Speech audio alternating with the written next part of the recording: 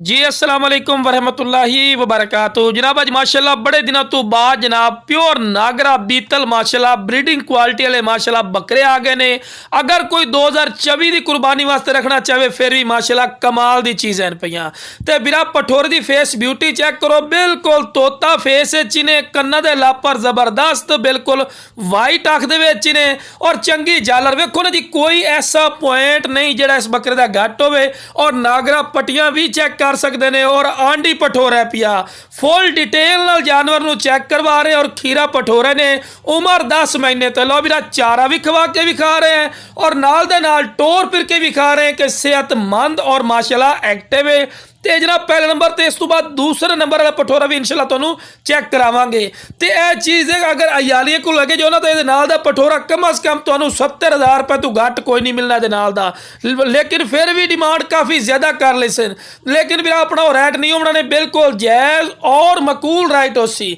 तो लो बिरा दूसरे नंबर वाला पठोरा गया ने लो बिरा हुसन और खूबसूरती दी माशाल्लाह भी अखीरी ने उमर बिरा दोवां दी सेम है, दोने सक्के भाई इन पे बिरा बड़े दोस्त ये भी आखिर फौजी भाई हाइट भी दसी करो बिरा जना दोवां दी हाइट है पई 33 तो 34 इंच माशाल्लाह इन्हां दी हाइट ने, ठीक है मेरा सोना भाई। और बिल्कुल तोता फेस है चिने चंगी जालर और आंडी पठोरा बिरा चेक कर सकते हैं। आंडी पठोरा ने तो बिल्कुल खीरा उमर बिरा दी 10 तो 11 महीने ही ने माशाल्लाह खूबसूरत माशाल्लाह जोड़ी ने। जेड़े भी आखते कि फौजी भाई यार शौक रखने तो शौक भी पूरा नहीं होता तो बड़े पैसे खवाइने हैं वंडे खवाइने हैं तो ना कद कर देते ए बिरा चीज़ है जिसमें माशाल्लाह खवाइसो ना माशाल्लाह कद भी कर सन और वजन ही चंगा हैवी बनाई सन। तो जिस बिरा नूं दोवें पठोरे चाहिए जनाब स्क्रीन पर नंबर चलता फिर इस रबता करके मुनासिब कीमत ले सकते।